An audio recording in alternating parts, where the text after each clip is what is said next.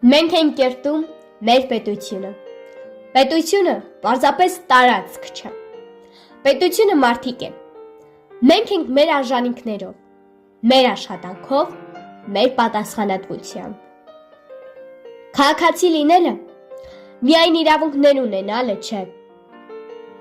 Դա նաև պարտավորություն է պահպանել, կառուցել և զարգացնել հայրենիքը։